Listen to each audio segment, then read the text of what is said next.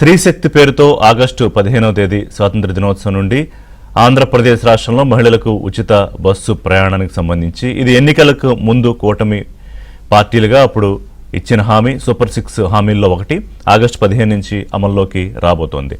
అలాగే స్త్రీలను అన్ని రంగాల్లో ముందుండేలా చేయాలి, వాళ్ళు స్వశక్తి మీద నిలబడాలి. ఆ స్త్రీ శక్తి రాష్ట్రానికి అలాగే దేశానికి ఏ రకంగా ఉపయోగపడుతుందో అక్కడ మేము అన్ని విధాలా భరోసాగా బ్యాక్ బోన్గా ఉంటామని కూడా చంద్రబాబు అనేక సందర్భాల్లో చెప్పారు. అది మంచి ఆలోచన. ఎందుకంటే ఒక కుటుంబంలో మహిళ కనుక తను కాన్ఫిడెంట్గా ఉంటే ఆ కుటుంబం అంతా కూడా అంతే విశ్వాసంగా ముందుకెళ్తుంది అనేది మొదటి నుంచి కూడా చంద్రబాబు నమ్ముతున్న సిద్ధాంతం. అందులో భాగంగానే వాళ్ళకు ఒక వెసులుబాటు. దీనివల్ల ఏంటంటే ప్రతి కుటుంబానికి నెలకి ఒక 1000 రూపాయల దాకా ఆదా అవుతుంది అనేది. అంటే ఒక 1000 రూపాయలు ఆదా అవడం అంటే ఏదో కొత్త పథకం ద్వారా ఒక 1000 రూపాయలు ఇచ్చినట్టే కదా. సో ఆ మేర అది ఉపయోగపడుతుంది. రెండోది ఏంటంటే ఈ సూపర్ 6 విషయంలో కొంత విమర్శలు కానివ్వండి, లేకపోతే ఎంతవరకు సాధ్యం అవుతుంది అసాధ్యం అవుతుంది, రాష్ట్రం ఉన్న పరిస్థితి, ఇవన్నీ కూడా అనేక సందర్భాల్లో చర్చకు వచ్చింది. కరెక్టే, ఖజానాలో డబ్బులున్నా లేకపోయినా చంద్రబాబు మొదటి నుంచి చెప్పారు సంపద సృష్టిస్తాము, దాని నుంచి సంక్షేమం చేస్తామని. కొంత అటు ఇటు అవ్వచ్చు. తాజాగా అన్నదాత సుఖీభవ అమల్లోకి వచ్చింది. ఇక ఒక్కటే రావాల్సింది ఏంటంటే ఆడబిడ్డ నిధి. దీనికి సంబంధించి ఒక ఎక్సైజ్ జరుగుతోంది ప్రతి కుటుంబానికి 1500 రూపాయలకి సంబంధించి. సో అది కూడా కొన్ని రోజుల్లో రేపు మాపో అమల్లోకి వస్తుంది, రాకుండా ఉండే అవకాశం ఏం లేదు.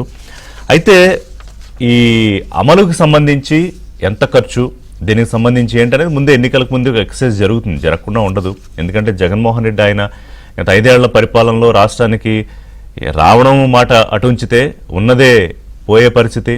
అటు అమరావతికి సంబంధించి రాజధాని కానీ, లేకపోతే ఉన్న పరిశ్రమలు పారిపోయేలా చేయడం కానీ, ఇదంతా చాలా బ్రాండ్ ఏపీకి చాలా పెద్ద దెబ్బే తగిలింది. ఎగ్జాంపుల్ ఏంటంటే సింగపూర్. ఇప్పుడు సింగపూర్ పర్యటనలో 6 రోజులు వెళ్ళారు ముఖ్యమంత్రి చంద్రబాబు నాయుడు, ఆయన బృందం వెళితే ఆయన నిన్న క్యాబినెట్లో బ్రీఫింగ్ ఇస్తూ ఎప్పుడు చంద్రబాబు నాయుడు నేను ఇది చేయలేకపోయాను లేకపోతే ఇది సాధ్యం కాలేదని చెప్పరు. ఎందుకంటే ఆయన విధానం రాజకీయాల్లోకి వచ్చినప్పటి నుంచి ఏదన్నా సాధించి తీరాలనే పట్టుదల. మంత్రులకి వాళ్ళకి అదే చెప్తారు. ఆయన లోకేష్ కూడా అనేక సందర్భాల్లో చెప్పారు ఆయనతో పోటీ పడడం అంత సులువు కాదని. కానీ సింగపూర్ విషయంలో జగన్మోహన్ రెడ్డి ఇచ్చిన ట్రీట్మెంట్తో ఒక రకంగా విసిగెత్తిపోయారు సింగపూర్ అధికారులు, మంత్రులు, ఓవరాల్గా ప్రభుత్వం.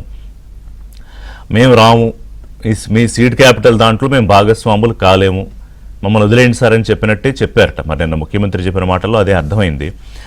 కానీ ప్రయత్నం చేశాను నేను 10-15 సార్లు ప్రభుత్వ అధినేతలతో మీటింగులు, మిగతా వాళ్ళతో, మిగతా పరిశ్రమలతో కలిపి సుమారు 40 మీటింగులు చేశారు సింగపూర్లో. చేస్తే ఫైనల్లీ ఇప్పుడు యాక్చువల్గా సింగపూర్ ప్రభుత్వంతో ఎందుకు సంబంధాలు కావాలంటే గత ప్రభుత్వంలో తెలుగుదేశం పార్టీ అధికారంలోకి వచ్చిన తర్వాత రాజధాని అమరావతి సిఆర్డీఏ మాస్టర్ ప్లాను, దానికి సంబంధించి ప్రధానమైన భాగస్వామిగా సింగపూర్ ఉండడానికి, అలాగే పరిశ్రమలకు ప్రైవేట్ కంపెనీలతో వాళ్ళతో ఇక్కడ పెట్టుబడులు పెట్టించడానికి, not only from Singapore companies, ఓవరాల్గా కూడా ఒక రకంగా అమరావతికి బిగ్గెస్ట్ ప్రమోటర్స్ అనొచ్చు, లేకపోతే మార్కెటింగ్ దాంట్లో సింగపూర్ చాలా ఇంట్రెస్ట్ చూపించింది. సరే, ఆ తర్వాత రాజకీయంగా పరిణామాలు మారడము, ప్రభుత్వం మళ్ళీ తిరిగి ఎన్నిక కాకపోవడం, తెలుగుదేశం అధికారంలోకి రాకపోవడంతో మారిపోయే విధానాలు. సరే, కంటిన్యూస్ గవర్నమెంట్ కదా ఉంటుంది అనుకున్నారు. కానీ జగన్మోహన్ రెడ్డి విధానం వేరు. ఆయన యాక్టింగ్గా కేసులు పెడతానన్నాడు, దేశ ప్రతిష్టని దెబ్బతీసేలా వ్యవహరించాడు. దాంతో వాళ్ళు హట్ అయ్యారు సీరియస్గా. అందరు రాజకీయ నాయకులు మనలాగే ఉంటారుగా, ఒక్కో దేశంలో ఒక విధానం ఉంటుంది. వాళ్ళు ఏంటంటే సీరియస్గా డెవలప్మెంట్ ఓరియంటెడ్ ఇది. సో మొత్తం మీద ఏంటంటే సరే మేమేమి రాలేం కానీ సమ్మిట్కి వస్తామని చెప్పారట. మొత్తం మీద ఒప్పించగలిగాను సమ్మిట్కి, విశాఖ సమ్మిట్కి రావడానికని.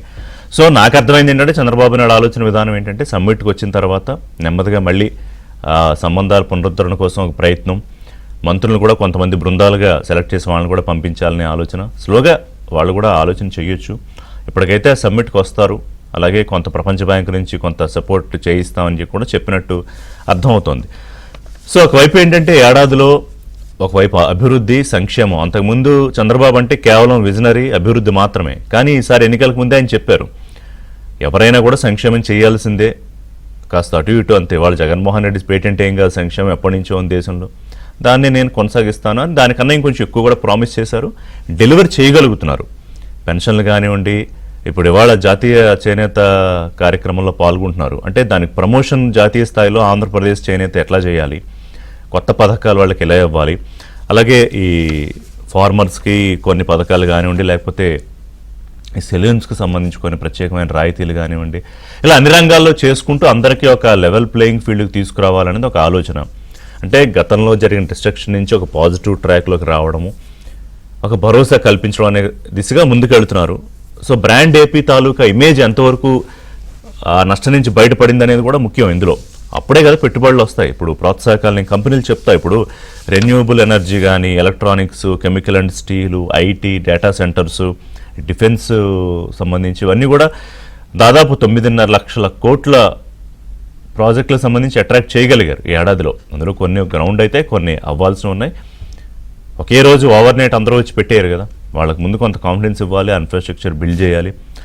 అదే కార్యక్రమంలో ముందుకు వెళ్తున్నారు. బ్రేక్ తీసుకుందాం. బ్రేక్ తర్వాత ఏం జరిగింది ఈ ఏడాదిలో, ఎంతవరకు బ్యాలెన్స్ చేయగలిగారు, అలాగే బ్రాండ్ ఏపీ తాలూకా ఇమేజ్, దాని రేటింగ్ చంద్రబాబు నాయుడు ఆయన వచ్చాక మళ్ళీ ఎంత పెరిగింది, సింగపూర్ని తీసుకొస్తారా, ఎట్లాగోలా ఒప్పించి విశాఖ దాకా అయితే తీసుకొస్తున్నారు, మరి అమరావతి దాకా వస్తారా లేదా, అలాగే ఈ పథకాల విషయంలో కూటమితో ఓవరాల్గా ఎట్లా ఉన్నారు, హ్యాపీగానే ఉన్నారా? ఎందుకంటే ఈ ఇండెక్స్ ఎప్పటికప్పుడు ముఖ్యమంత్రి చెక్ చేసుకుంటారు. సో రాష్ట్రాన్ని గాడిన పెట్టే ప్రయత్నంలో భాగంగా ఇటు అభివృద్ధి, సంక్షేమం రెండింటినీ బ్యాలెన్స్ చేస్తూ ముందుకెళ్తోంది కూటమి ప్రభుత్వం. సరే, ముఖ్యమంత్రి చంద్రబాబు నాయుడు అనుభవం, మిగతా దేశాలతో వారికి ఉన్న పరిచయాలు, గతంలో పరిశ్రమ అధినేతలు కానీ లేకపోతే అనేక మందితో అంతకుముందు మూడు సార్లు ముఖ్యమంత్రిగా పనిచేసిన అనుభవం ఉంది కాబట్టి కొంత దాన్ని ఈసారి ఆయన ఉపయోగిస్తున్నారు, కొంత వస్తున్నాయి. కానీ ఇంకా ఎక్కడో కొంత లోపం కనిపిస్తోందా? ఎగ్జాంపుల్ సింగపూర్ విషయం దాకా నేను మీకు చెప్పాను. సో ఓవరాల్గా అసలు ఎట్లా ఉంది ఏడాదిలో, కూటమితో ఎలా ఉన్నారు, అటు పరిశ్రమలు కానీ లేకపోతే ఇటు ప్రజలు కానీ అనేది మాట్లాడదాం ఒకసారి. బాలకోటయ్య గారు మనతో జాయిన్ అవుతున్నారు, అమరావతి బహుజన జేఏసీ పార్టీ నుంచి, బహుజన జేఏసీ కన్వీనరు. రఫీ గారు తెలుగుదేశం పార్టీ అధికార ప్రతినిధి, యామిని శర్మ గారు బీజేపీ అధికార ప్రతినిధి. కూటమి ప్రభుత్వ ప్రతినిధులతో మాట్లాడే ముందు బాలకోటయ్య గారితో మాట్లాడదాం. నమస్కారం బాలకోటయ్య గారు. బాలకోటయ్య గారు, అమరావతి అనేది ఇవాళ ఆంధ్రప్రదేశ్ ప్రజల ఎమోషన్. ఇవాళని కాదు, ఎప్పటి నుంచో ఎమోషన్, మధ్యలో దానికి కొంత భంగం కలిగిన ఇవాళ పాజిటివ్ ఆస్పెక్ట్లో ముందుకెళ్తోంది. అయితే అంతా బ్రహ్మాండంగా అనుకున్నట్టుంది అంటే ఉండదు, ఎందుకంటే డిస్ట్రక్షన్ మోడ్లోంచి వస్తుంది కాబట్టి. కానీ మీ ఉద్దేశంలో, మీ అంచనా ప్రకారం గడిచిన ఏడాదిలో చంద్రబాబు నాయుడు గారి ఆధ్వర్యంలో ఉన్న కూటమి ప్రభుత్వం తాలూకా పనితీరు ప్రజల్లో ఒకడిగా, ఒక అబ్జర్వర్గా హ్యాపీగానే ఉన్నారా అంటే ఏం చెప్తారు? రిషి గారు నమస్తే. నమస్కారం. యామిని శర్మ గారికి అలాగనే రఫీ గారికి కూడా నమస్కారాలు. 2-3 మాటలు చెప్తాను రిషి గారి సందర్భంగా, ఎందుకంటే వేకుజామునే అబద్ధాలు చెప్పకూడదు. అవును. ఒకటి ఏంటంటే, నేను తెలుగుదేశం పార్టీ కాదు, అలానే ఏ రాజకీయ పార్టీ కాదు, కాబట్టి ప్రభుత్వంలో భాగస్వామ్యం లేదు. కానీ ఈ ప్రభుత్వం కావాలని, ఈ ప్రభుత్వం రావాలని కోరుకున్న మొదటి వరుస వ్యక్తిని నేను. అవును. ఉద్యమకారుడిగా, అమరావతి ఉద్యమ నాయకుడిగా. రెండోది, మా ఆంధ్రప్రదేశ్ లో మెట్రో రైళ్లు లేవు. ఎందుకంటే ఆ రైల్లో ఉంటే ఎవరో ఒకళ్ళ ప్రయాణికులు కూర్చొని అమెరికా నుంచి షార్ట్ ఫోటోలు 100 మంది ఇచ్చారు జగన్మోహన్ రెడ్డిని చంపడానికి, వాళ్ళు రెక్కి నిర్వహిస్తున్నారు అని వాళ్ళు అనుకుంటుంటే విని చెప్పడానికి మెట్రో రైలు లేవు ఆంధ్రప్రదేశ్ లో. కాబట్టి నాకు ఆ బాధ కూడా లేదు. ఉండదున్నట్టుగానే చెప్తాను, సత్యమే చెప్తాను. ప్రధానంగా దీర్ఘకాలిక సంక్షేమ పథకాల స్థానంలో స్వల్పకాలిక సంక్షేమ పథకాలు, అప్పటికప్పటి సంక్షేమ పథకాలు తెర మీదకి వచ్చినాయి. అంటే గతంలో మనం ఇంట్లో వండుకునే వాళ్ళం, పుష్టిగా 66 రకాల కూరలు కానీ వంటలు కానీ, ఇప్పుడు ఫాస్ట్ ఫుడ్ సెంటర్లు వచ్చింది. కాబట్టి ప్రజలు ఈ సంక్షేమ పథకాలుగా బాగా పాలకులే ప్రభుత్వాలు అలవాటు చేశారు. అది తల్లిక వందనం కానీ, లేదంటే రైతు భరోసా కానీ, ఇవన్నీ కూడా. దాని మూలం ఏంటంటే ప్రభుత్వాల మీద భారం పడిపోయింది. అవును. ఆదాయాలు తక్కువ, అమలు చేయాల్సిన బాధ్యత ఎక్కువ. అందులో భాగంగానే చంద్రబాబు నాయుడు గారు మొన్న ఎన్నికల్లో ఈ సూపర్ 6 పథకాలు హామీ ఇచ్చారు. కానీ వరుస ఏమైందంటే, ఒక మాట అన్న తర్వాత ఏ ప్రభుత్వం అయినా వెనక్కి సాహసం చేసే పరిస్థితులు ఇప్పుడున్న రాజకీయాలు లేవు. ఎందుకంటే ప్రజలు కూడా ఏంటంటే వెంట పడి మరి అడుగుతున్న పరిస్థితి నైతికంగా కూడా బాధ్యత పడుతున్నారు. కాబట్టి జగన్మోహన్ రెడ్డి గారు ఏమనుకున్నారంటే చంద్రబాబు నాయుడు గారి సంక్షేమ పథకాలు ఇవ్వలేదని లెక్కలు కట్టి ఏడాదికి 2 లక్షల కోట్లు అవుతాయి, ఈయన ఫెయిల్యూర్ అవుతారని చెప్పి ఆయన నిర్ధారించుకున్నాడు. ప్రజలకు కూడా అదే చెప్పాడు. అధికారంలో కూటమి కూర్చుని 3 నెలల్లోనే మొదలు పెట్టేశాడు ఆయన. నీకు 15,000, నీకు 30,000, నీకు 15,000, నీకు 12,000 ఇదే పాట పాడిండు. కానీ కూటమి ప్రభుత్వం అస్తవ్యస్తమైన రాష్ట్రంలో కూడా సంక్షేమ పథకాలని గాడిలో పెట్టింది. ఒక్క మాట చెప్తా, నెలకు 4,000 రూపాయల పెన్షన్, దాదాపు 64 లక్షల మంది లబ్ధిదారులు. అంటే వెరసి నెలకి 3,000 కోట్ల రూపాయలు పెన్షన్ల మీద ప్రభుత్వ ఖర్చు. మొన్న జరిగిన ఏడాదిలో 34,000 కోట్ల రూపాయలు.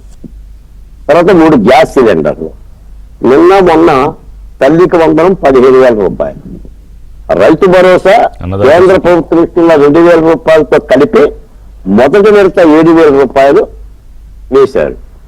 ఇప్పుడు మీరు అన్నట్టుగా స్త్రీశక్తి కింద ఆర్టీసీ మహిళల ఉచిత ప్రయాణం అంటే పూర్తిగా 100కు 100 ఇస్తున్నారా, బాలకోటయ్య 100 మందికి ఇస్తున్నారా, 90 మందికి ఇస్తున్నారని ఆ గణాంకాలు అంటే నేను చెప్పలేను, నా దగ్గర గణాంకాలు ఉండవు కాబట్టి.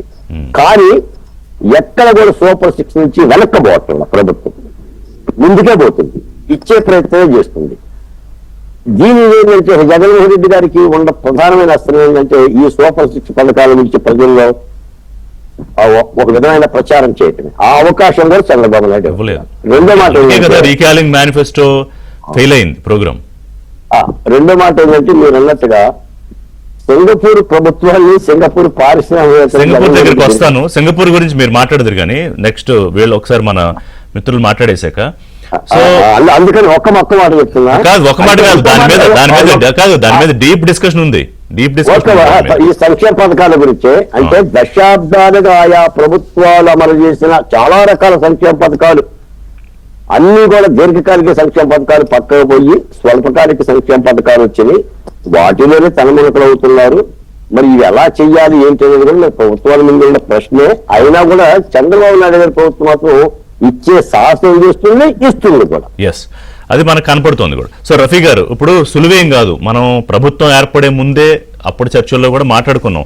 ఎందుకని ఇప్పుడు నేను బహుశా నిన్న మొన్న డిబేట్లో చెప్పా, దోచేస్తున్నారు అంటే జగన్మోహన్ రెడ్డి గారు అమరావతి విషయం అసలు దోచేయడానికి ఏముంది అక్కడ?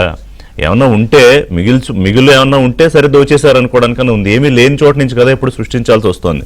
సో ఓవరాల్గా పరిశ్రమలు అంటే 9.5 లక్షల కోట్లు నేను చూసా, అన్ని ఏవే ఇండస్ట్రీస్ ఏమేమి ఎంఓయూలు అయ్యాయి, ఇవన్నీ 9 లక్షల కోట్లు అయ్యాయంటే ఇవాళ తీసుకొచ్చి రేపు పెట్టేస్తారని కాదు, ఒక్కొక్కటి గ్రౌండ్ అవుతూ ఉన్నాయి అన్ని సెక్టర్స్ ఇందాక నేను కొన్ని చెప్పినట్టు. సో ఓవరాల్గా చూస్తే మీరు అక్కడ మాట్లాడుతున్నప్పుడు కానీ అంటే పార్టీ నాయకులుగా కొంత బాగానే జరుగుతుందని చెప్పొచ్చు. బట్ ఇంకా ఎక్కడ పరిశ్రమల విషయంలో కొన్ని కొత్త పాలసీలు కూడా నిన్న లోకేష్ గారి చొరవతో ఈ టెక్ సంబంధించి కొన్ని ప్రత్యేకమైన హబ్లు, ఆ పాలసీలు ఇవన్నీ కూడా రూపకల్పన జరుగుతున్నాయి. కానీ ఒక లోపం నిన్న మళ్ళీ ముఖ్యమంత్రి ప్రస్తావన చేశారు. ఏంటంటే మంత్రులు, ఎమ్మెల్యేలు ఇప్పుడు 164 మంది కదా కూటమి ఎమ్మెల్యేలు, ఎక్కడో ఆ ప్రజల్లోకి వెళ్ళడంలో, ఆ అవేర్నెస్ కల్పించడంలో కొంత గ్యాప్స్ ఉన్నాయనే మాట ఒప్పుకుంటారా? కనీసం చేస్తున్న పనన్నా చెప్పుకోలేకపోవడంలో ఎక్కడ ఇబ్బంది వస్తుంది? నమస్కారం సార్, మీకు అలాగే ఎమ్మెల్యే గారికి, బాలకోట గారికి, ఏదైనా వీక్షకులందరూ కూడా శుభోదయం. సార్, అది చంద్రబాబు నాయుడు గారు అలా చెప్పారో నాకు అర్థం కాదు, కానీ గత నెల 2వ తారీఖు నుంచి ఇప్పటి వరకు కూడా మేము సుపరిపాలనలో తొలి అడుగు అనేటువంటి కార్యక్రమంలో ఎమ్మెల్యేలు, మంత్రులు, ఎంపీలు, పార్టీ నాయకులు అందరూ కూడా పాల్గొన్నాం. ఆన్లైన్ లో ప్రతి ఇంటికి వెళ్ళి వాళ్ళకి ఏ పథకాలు వస్తున్నాయి, ఏ పథకాలు రావట్లేదు, ఏ కావాలి అన్ని కూడా నమోదు చేశాం. ఆన్లైన్ ఉంటేనే వెళ్ళాం. ఆన్లైన్ ఒకసారి సర్వర్ డౌన్ అయితే ఆపేస్తాం. 1 కోటి కుటుంబాలకు పైన కలిసాం. అంటే మా సార్కి కుటుంబాలని ప్రత్యక్షంగా కలిసామండి. 1 కోటి కుటుంబాలని ప్రత్యక్షంగా కలిసాం. నేను రోజు తిరుగుతున్నాను సార్. 2వ తారీఖు నేనే సార్, అందరం తిరుగుతున్నాం. అది షెడ్యూల్ ఇచ్చారు పార్టీ ఆఫీస్ నుంచి. మాకు వాళ్ళు ఎక్కడ తిరిగారు, ఫోటోలు పెట్టండి. కార్యకర్తల విషయంలో కంప్లైంట్ చెప్పలేదు ముఖ్యమంత్రి. మంత్రులు, ఎమ్మెల్యేలు కూడా తిరుగుతున్నారు సార్. వాళ్ళకు కూడా ప్రోగ్రామ్ ఇచ్చారు.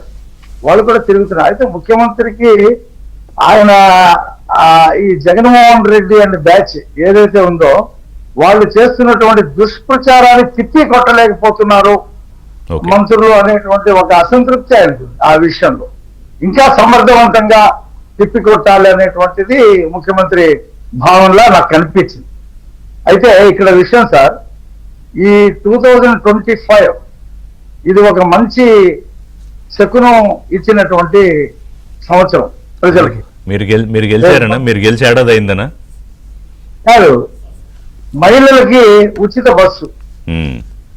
అలాగే రైతులకి అన్నదాత సుఖీభవ, అలాగే చేనేత కార్మికులకి 200 యూనిట్ ఇంటికి ఉచితం, 500 యూనిట్లు ఇది విద్యుత్ మగ్గాలకి ఉచితమైనటువంటి ఇస్తున్నటువంటి పరిస్థితి. మళ్ళీ వాళ్ళ ఖాతాల్లో కొంత డబ్బు 20,000 రూపాయలు వేసేటువంటి పరిస్థితి. ఇది కాకుండా మీరు చూడండి, నిన్న ముఖ్యమంత్రి గారు ఒక విషయం చెప్పారు. మనం ఉచిత బస్సు ఇస్తే దాని ప్రభావం ఆటోల మీద పడుతుంది. ఆ ఆటో డ్రైవర్లతో మంత్రులు మీరు అందరూ కూడా మీ నియోజకవర్గాల్లో పిలవండి, వాళ్ళందరినీ పిలవండి, పిలిచి వాళ్ళతో మనోహర్ ప్రస్తావించారులే, మంత్రి మనోహర్ వీళ్ళతో ముందు మాట్లాడండి. ఎందుకంటే తెలంగాణలో అదే సమస్య వచ్చింది. సో ముందు మాట్లాడినంటే అవును అది మంచిగా ఆలోచన, ఆ పని చేయండి అని చెప్పారు సీఎం. అదే ముఖ్యమంత్రి. అయితే వాళ్ళకు కూడా 15,000 రూపాయలు. అంటే ఇక్కడ నేను చాలా చోట్ల తిరిగాను కదా సార్, నాకు ఒక సమస్య చెప్పారు ఆటో డ్రైవర్లు. ఈ ఆటో ఓనర్లకు వేస్తున్నారు సార్, డ్రైవర్లు మేము కదా కష్టపడుతున్నాం, మాకు కదా లాస్ అవుతుంది, అది ఆ డబ్బులు ఏదో మాకు డ్రైవర్లకు వేస్తే మాకు ఉపయోగం ఉంటుందని చెప్పేసి చెప్పారు. అది నాకు సమంజసం కూడా అనిపించింది. కాబట్టి నేను ఏబిఎన్ దీని ద్వారా రాష్ట్ర ప్రభుత్వానికి అది ఆటో డ్రైవర్లను కూడా కన్సిడర్ చేయమని, ఆటో ఓనర్గా ఉన్న వాళ్ళని తీసేయమని కాదు, డ్రైవర్లను కూడా కన్సిడర్ చేయమని నేను అడుగుతున్నాను. ఆ డ్రైవర్లు కూడా ఎమ్మెల్యేలు మంత్రుల దగ్గరికి వెళ్ళి మీరు ఎలాగో మిమ్మల్ని పిలుస్తున్నారు కాబట్టి మీ విజ్ఞాపన కూడా వాళ్ళకి చెప్పండి అని చెప్పేసి ఆ విషయం ముఖ్యమంత్రి గారి దృష్టికి నేరుగా తీసుకెళ్తే ఆయన దాని మీద డెసిషన్ తీసుకుంటారు. అంటే ఓనర్కే ఇచ్చారు జగన్మోహన్ రెడ్డి, డ్రైవర్లకు ఇవ్వాల.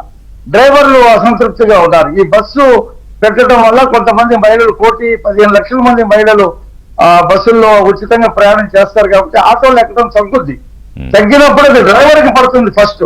అందులో ఒక చాలా మెరిట్ ఏంటంటే పాయింట్ నాకు చదువుతుంటే, ఒక 1,000 రూపాయలు ప్రతి కుటుంబానికి ఆదా అవుతుంది దీని ద్వారా. అంటే మీరు 1,000 రూపాయలు ఇచ్చినట్టే చేతితోటి.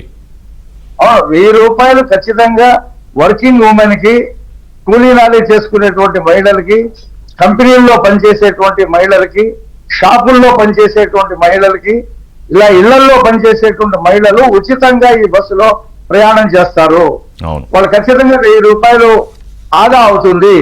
ఇది కూడా ఒక ఆదా పథకమే.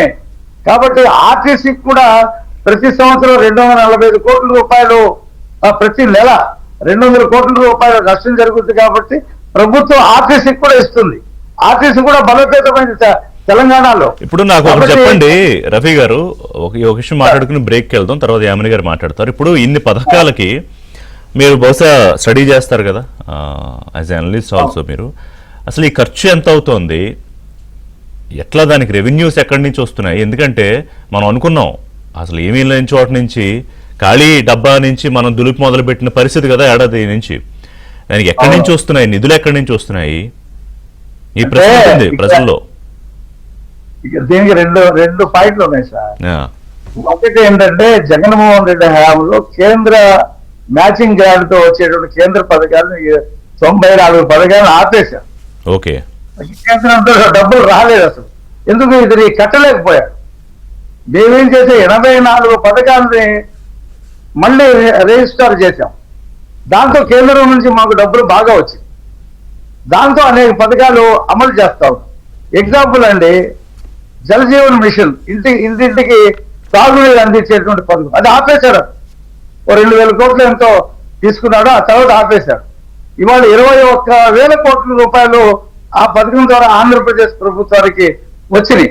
ప్రతి ఇంటికి, ఎక్కడ మన్యంలో కూడా, పాడేరు ఆ ప్రాంతాల్లో కూడా మంచినీటి సరఫరాని అందించగలుగుతున్నాం. ఉమ్. అలాగే పంచాయతీలకు సంబంధించినటువంటి డబ్బుల్ని జగన్మోహన్ రెడ్డి పంచాయతీలకు ఇవ్వకుండా డైవర్ట్ చేసేసారు. ఇవాళ పంచాయతీలకి డబ్బులు బ్రహ్మాండంగా వస్తా ఉన్నాయి, గ్రామాల్లో పనులు జరుగుతూ ఉన్నాయి. అలాగే రోడ్లు కేంద్ర ప్రభుత్వం చాలా బాగా హెల్ప్ చేస్తుంది కాబట్టి ఈ రకమైనటువంటి దీంతో మీరు చూడండి, లోకేష్ గారు నిన్న మొన్న ఒక స్టేట్మెంట్ ఇచ్చారు. జిఎస్టి ఆదాయంలో ఆంధ్రప్రదేశ్ భారతదేశంలో 3వ స్థానానికి వెళ్ళింది. అంటే ఈ 1 సంవత్సరం కాలంలో వచ్చినటువంటి సంపద సృష్టి అంటే అదే. రకరకాల ట్యాక్సుల రూపంలో వచ్చేటువంటి సంపదని ట్యాక్సెస్ ఆదాయం పెరిగిందంటే ప్రజల కొనుగోలు శక్తి పెరిగింది ఇనేవే. సో కొనుగోలు శక్తి పెరిగింది, పరిశ్రమలు దారిలోకి వచ్చినాయి, సూక్ష్మ మధ్యతరగతి పరిశ్రమలు మళ్ళీ ఒక గాడిలో పడి ఇప్పుడు అనేక వర్గాలకి, బీసీలకి, ఎస్సీలకి, ఎస్టీలకి, మైనార్టీలకి, మహిళలకి ఫైనాన్స్ సబ్సిడీతో ఇచ్చేటువంటి స్కీములు స్టార్ట్ అయిపోయింది. చాలా మంది పెట్టుకున్నారు, బ్యాంకులు ఇస్తున్నాయి. దాంతో వాళ్ళ కొనుగోలు శక్తి పెరుగుతుంది, చిన్న చిన్న పరిశ్రమలు పెట్టుకుంటారు. ఓవరాల్ గా జీవన విధానం అది కొంత మెరుగుపడితేనే ఈ కన్సంప్షన్ కెపాసిటీ పెరుగుతుంది. ఇంకో 2-3 సంవత్సరాలు అయితే ఖచ్చితంగా చంద్రబాబు నాయుడు గారు చెప్పినటువంటి సంపద సృష్టి ఖచ్చితంగా కనిపిస్తుంది. ఇప్పుడు ప్రారంభంగా బ్రేక్ తీసుకుంటా. బాగా చెప్పారు మీరు. కీలకంగా ఈ ఆదాయం ఎలా పెరిగింది అనే సందేహానికి బాగా ఏ రాష్ట్రంలో చూసుకున్నా కూడా చంద్రబాబు నాయుడు ఇప్పుడు కాదు, మొదటి నుంచి 95-96లో మొదటిసారి ముఖ్యమంత్రి అయిన దగ్గర నుంచి ఇప్పటి వరకు కూడా ఆయన ఎంత కాదనుకున్నా కొంత మహిళా పక్షపాతి. ఇంకోలా చెప్పాలంటే champion of women empowerment Yamini Sharma గారు. దీంట్లో మీకు కూడా భిన్నాభిప్రాయం ఉంటుందని అనుకోను. ఎందుకంటే ఇప్పుడు తల్లికి వందనం దగ్గర మొదలుపెట్టి తృప్తి క్యాంటీన్ల వరకు గతంలో ఆయన అనేక సందర్భాల్లో చెప్పారు, సెల్ఫ్ హెల్ప్ గ్రూప్స్ డ్వాక్రా దగ్గర నుంచి. సో ఓవరాల్గా ఈ 1 ఇయర్లో అలాగే పొలిటికల్గా కూడా మహిళలకు ప్రాధాన్యం అంటే కంపారిటివ్లీ బాలకోటే గారు చెప్తారు, ఏ పార్టీ కన్నా కూడా చూసుకున్నా మహిళలకు కాస్త ఒక మెట్టు ఎక్కువే ఉంటుంది ప్రాధాన్యం తెలుగుదేశంలో. ఎట్లా ఉంది ఇవాళ బీజేపీ సహకారం, గౌరవ ప్రధాని మోదీ గారి సహకారంతో మహిళలు హ్యాపీగానే ఉన్నారా అంటే రాష్ట్రంలో? ముందుగా శ్రీమతి నమః వందే మాత్రం. జాతీయ చేనేత దినోత్సవ సందర్భంగా చేనేత కార్మికులందరికీ కూడా వారికి అభినందనలు, శుభాకాంక్షలు తెలుపుతున్నాము. ఈ సందర్భంలో నిన్న రాష్ట్ర ప్రభుత్వం చూసాము, వారికి 3 పథకాలకు కూడా వారికి ఓకే చేయడం జరిగింది మంత్రివర్గంలో. సో ఇకపోతే మీరు అడిగినటువంటి దాంట్లో అంటే మహిళలకి ఉన్నతిని కలిగించడము లేదంటే వారి సమగ్రమైనటువంటి అభివృద్ధికి దోహదపడేలాగా రాష్ట్ర ప్రభుత్వాలు ఉండడం అనేది మొదటి నుంచి కూడా మనం అటు చంద్రబాబు నాయుడు గారిని చూసాము, ఇటు నరేంద్ర మోదీ గారు వస్తే కూడా ఆయన ఫస్ట్ ప్రధానమంత్రి లాగా సంతకం పెట్టినప్పుడు 4 పిల్లర్లు మహిళలు, రైతులు, యువత, శ్రామికులు అన్న దాంట్లో ఆ రోజు నుంచి ఈ రోజు వరకు కూడా అటు మా కేంద్రంలో ఎన్డీఏ ప్రభుత్వం కానీ ఇటు రాష్ట్రంలో ఉన్నటువంటి ఎన్డీఏ ప్రభుత్వం కానీ కలిసి పనిచేస్తున్నారు, అదే దృష్టితో ఉన్నారు. అందుకనే ఎన్నో దశాబ్దాలుగా ఆగినటువంటి మహిళా రిజర్వేషన్ బిల్లు 33% రిజర్వేషన్ బిల్లు అది ఎన్డీఏ కూటమి పాలన తీసుకుని వచ్చింది ప్రభుత్వం.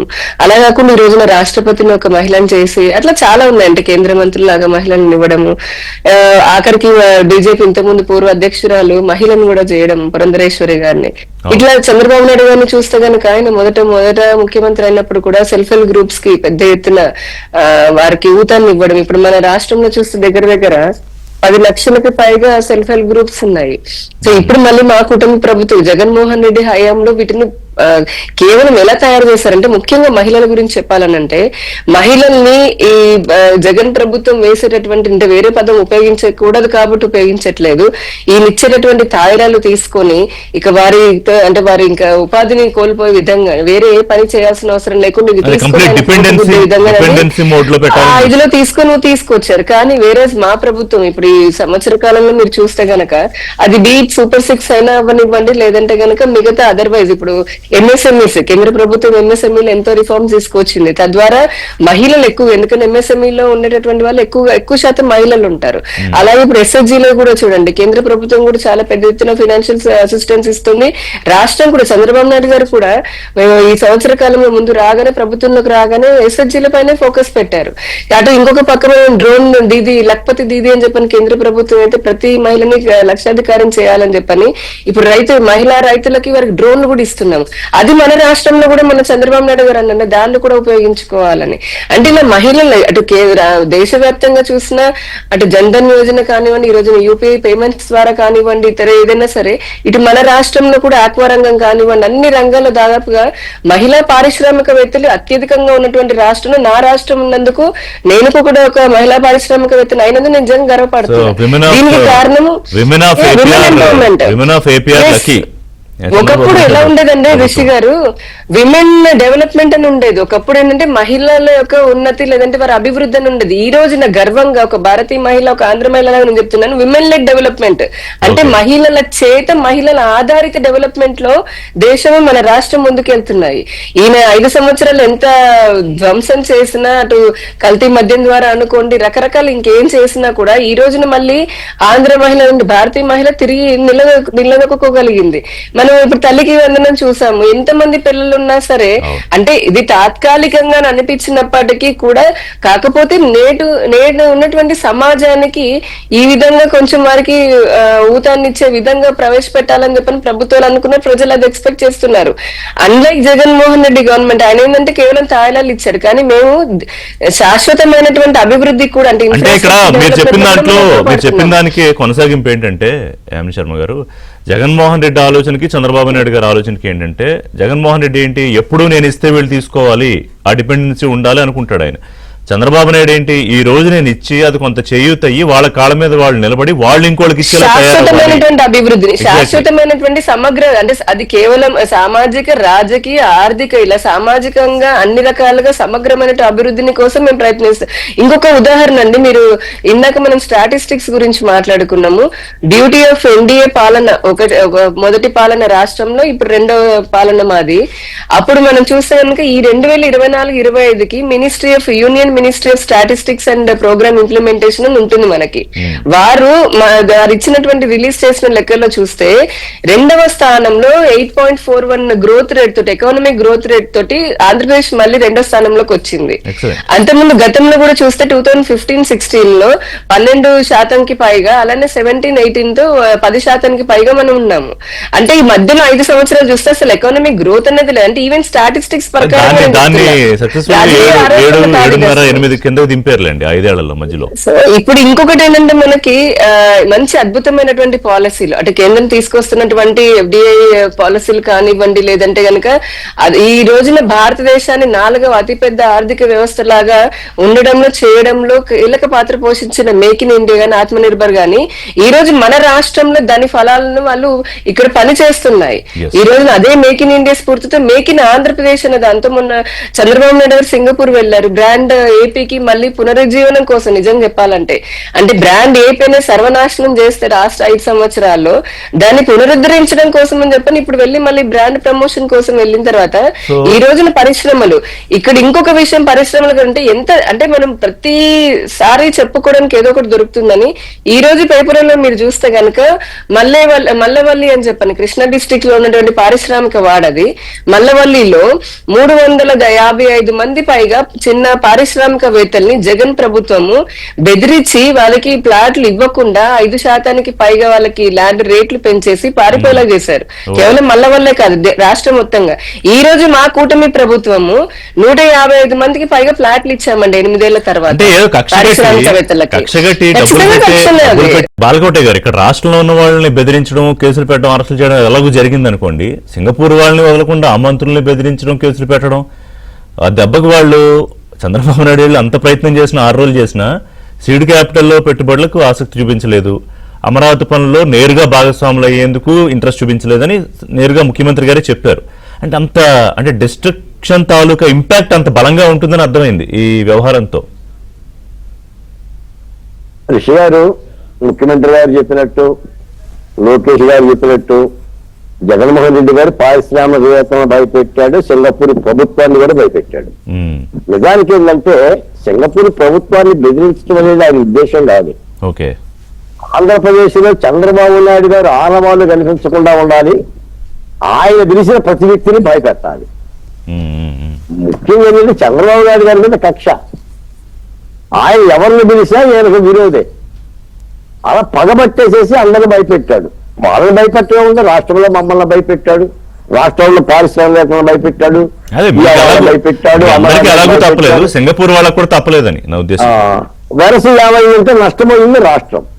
కాబట్టి ఈ సందర్భంలో మాట చెప్పాలండి, ఈ జగన్మోహన్ రెడ్డి గారి గోల్లో పడిపోయి చెప్పాల్సిన విషయాలు కూడా చెప్పలేకపోతున్నా మాలాంటోళ్ళని. సార్ రిషి గారు, నేను మిమ్మల్ని అడుగుతున్నాను, భారతదేశం పేద దేశమా పేదలున్న దేశమా? పేదలున్న దేశం పేద దేశం కాదు కదా.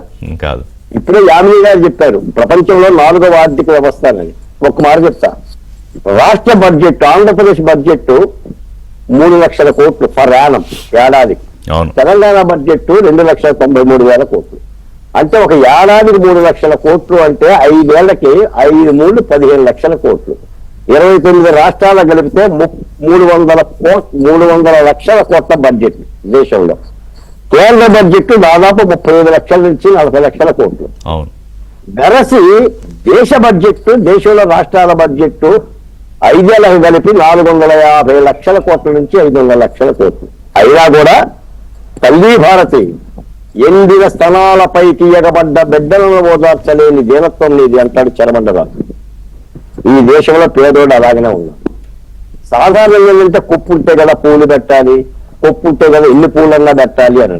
నా రాష్ట్ర ప్రత్యక్ష పరోక్ష పన్నులు ఏడాదికి దాదాపు 80,000 కోట్లు.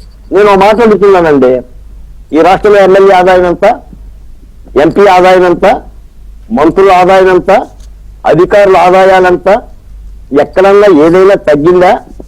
పేదోడికి 50 రూపాయలు ఇచ్చి, ఒక ఆర్టీసీ బస్సు ఇచ్చి, లేదా ఒక అమ్మఒడి ఇచ్చి, ఒక తల్లికి వందనం ఇచ్చి, ఇదే అభివృద్ధి అంటే ఈ దేశం సింగపూర్ బాగుపోతే ఎడిపోతుంది. అది అభివృద్ధి కాదు కదా, అది సంక్షేమం కదా బాలకోటే గారు, అది సంక్షేమం. అభివృద్ధి కోసం చేసే కార్యక్రమమే సింగపూర్, దుబాయ్, మలేషియా నుంచి పెట్టుబడులు. రిషి గారు, మీకు సంక్షేమానికి డబ్బులు ఎక్కడి నుంచి వస్తాయి? సింగపూర్ వచ్చే పరిశ్రమ పెడితే వాళ్ళు కట్టే ట్యాక్సుల నుంచే కదా. ఈ దేశీయ ఉత్పత్తులు పెరగవా?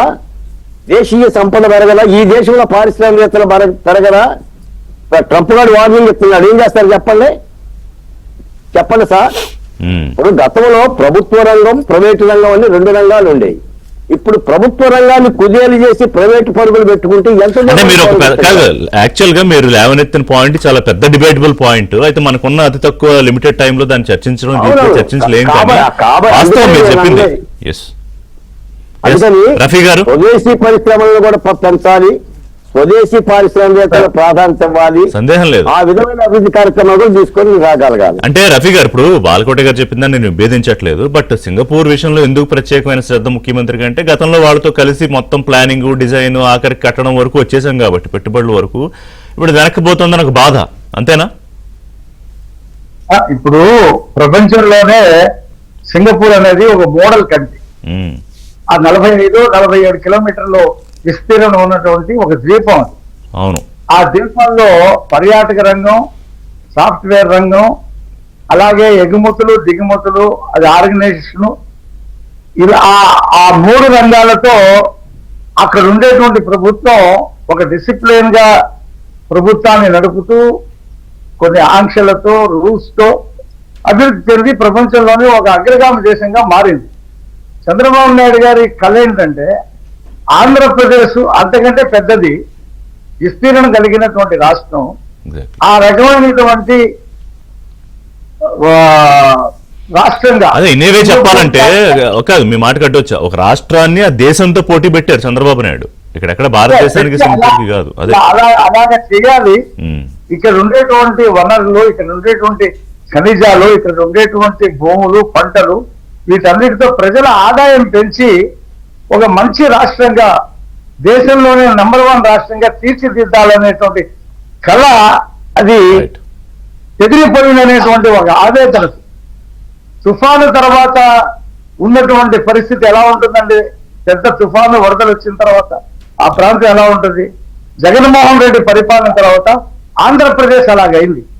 తిరిగి పునర్నిర్మాణం వైపు మళ్ళీ ఒకసారి సింగపూర్కి వెళ్ళి మాట్లాడదాం, వాళ్ళకు ఉన్నటువంటి శాస్త్ర సాంకేతిక రంగాల్లో వాళ్ళకున్న నాలెడ్జ్ని మన ఆంధ్రప్రదేశ్ కి ఉపయోగిద్దాం అనేటువంటి ఉద్దేశంతో ప్రయత్నం చేశాడు ఆయన.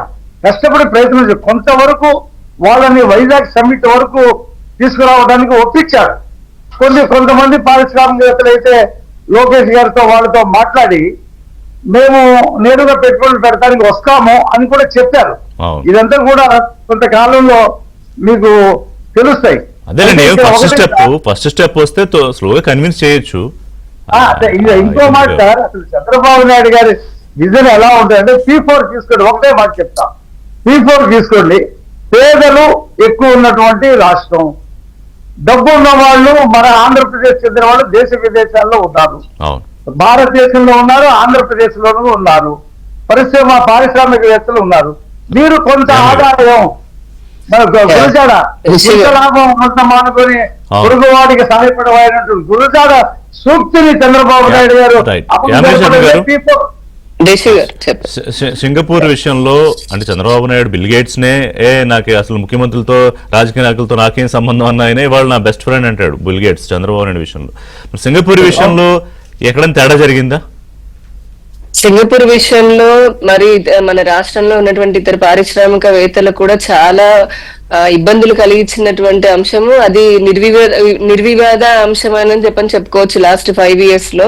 ఎందుకంటే ఒక బేసిక్ ఇండస్ట్రీ ఫాస్ట్ గా ఇండికేట్ చేయాలంటే ఒక బేసిక్ ఇండస్ట్రీ కావాలని అంటే దానికి మంచి ఈజ్ ఆఫ్ డూయింగ్ బిజినెస్ ఉండాలి, స్పీడ్ ఆఫ్ డూయింగ్ బిజినెస్ ఉండాలి, స్టేబుల్ గవర్నమెంట్ ఉండాలి, ఇన్ఫ్రాస్ట్రక్చర్ ఉండాలి, లైక్ పవర్ కానీ రోడ్స్ కానీ, దానికి ట్రాన్స్పోర్టేషన్ లాజిస్టిక్స్ ఉండాలి, అన్నిటికంటే ముఖ్యంగా ట్రాన్స్పరెన్సీ ఇన్ గవర్నమెంట్ పాలసీస్ ఉండాలి.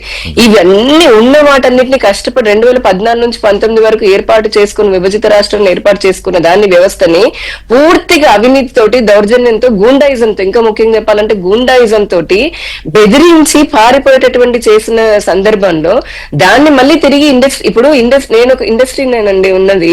ఇండస్ట్రియలిస్ట్ కి కావాల్సింది ఏంటి? ఇందా చెప్పినట్టుగా నేను పెట్టే ఒక రూపాయి, ఆ రూపాయి వల్ల 10 మందికి ఉద్యోగంతో పాటు నాకు కూడా బిజినెస్ బాగా సాగాలి, నాకు ఎటువంటి థ్రెట్స్ ఉండకూడదు, అంటే ఎవరు వచ్చి నా కంపెనీని పగలగొడుతూ ఉండాలి, లేకుండా సేఫ్టీ ఉండాలి.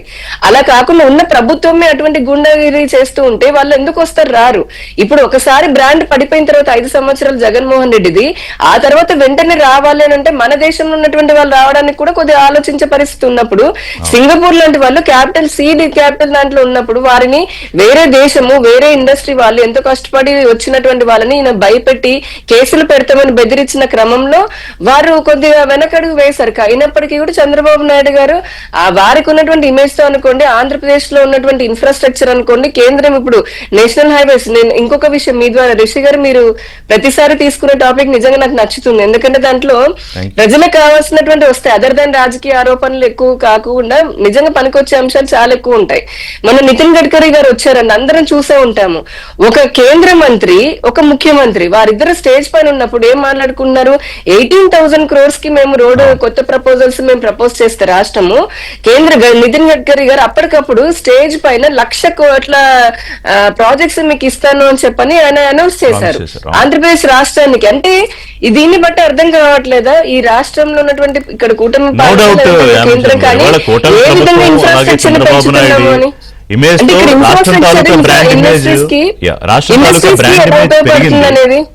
ఇంకొక చిన్న విదేశాల్లో పెరుగుతుంది. అయితే చేసుకుని ముందుకెళ్లాల్సిన అవసరం కనిపిస్తుంది. ఇట్ ఈస్ ఆన్ లీడర్షిప్ అండి రిషి గారు, ఒక్క second 1 minute. It is on the leadership కూడా. మనకి 2012-13లో FDI వచ్చేటప్పటికి 308 బిలియన్ కోట్ల రూపాయల డాలర్లు అయితే ఈ రోజున గడిచిన 10 సంవత్సరాల్లో ఈ దేశానికి 750 బిలియన్ డాలర్ల కోట్లు వచ్చాయి. ఇంకా బాలకోటయ్య గారు అన్న ఒక్క మాటకి చివరికి ఆన్సర్ చెప్పి ముగిస్తాను. అయ్యా 2011-12లో 27.1% ఉన్న పేదరిక శాతాన్ని ఇది వరల్డ్ బ్యాంక్ రికార్డ్ చెప్పింది. ఈ రోజున దేశంలో 5.6% వచ్చింది. ఆంధ్రప్రదేశ్ అయితే హ్యాపీ ఇండెక్స్ లో ముందుకే వెళుతోంది. చంద్రబాబు నాయుడు ఇంకా చేయాల్సిన అవసరం కనిపిస్తుంది. Thank you very much Rafi గారు, యామిని గారు, బాలకోటయ్య గారు. దీనికి కౌంటర్ టైం లేదు, మళ్ళీ ఒకసారి మాట్లాడదాం. Thank you very much. ఇది వాళ్ళ చర్చ.